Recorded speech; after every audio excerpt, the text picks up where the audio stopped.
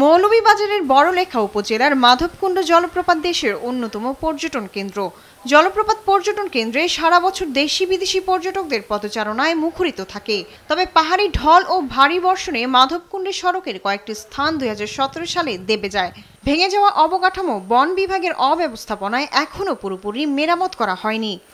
সাম্প্রতিক সময়ে ভারী বর্ষণ আর পাহাড়ি ঢলে আবারও ওই সড়কটির কয়েকটি স্থানে ফাটল দেখা দিয়েছে ও নতুন করে দেবে গেছে।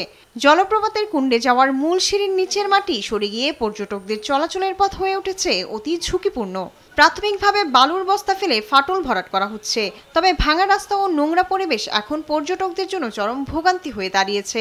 খুবই ভালো লাগছে, কিন্তু এটার যে আশেপাশের যে পরিবেশটা, এটা খুবই নোংরা এবং বাজে জিনিস।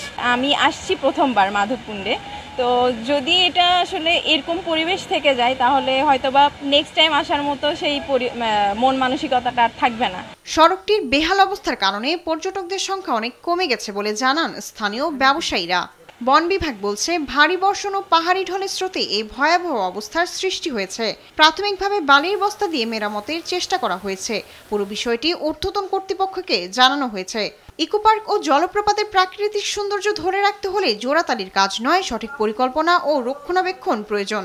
তা না হলে মাধবকুণ্ডের মতো সম্ভাবনাময় পর্যটন কেন্দ্র হারাবে তার গৌরব।